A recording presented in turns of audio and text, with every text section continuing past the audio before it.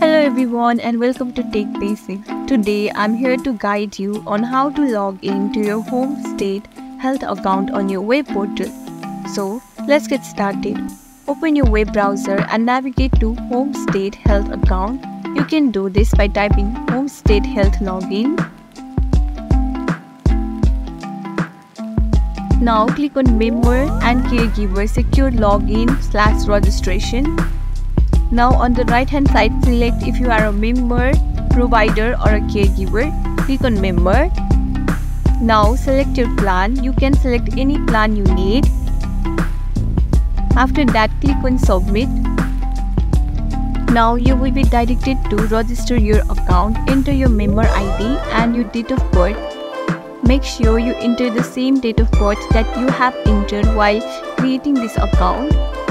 After entering your credentials successfully, click on Submit. And that's it. Follow these simple steps and successfully log into Home State Health account. Thanks for watching. Don't forget to like, subscribe and share for more tips and tutorials.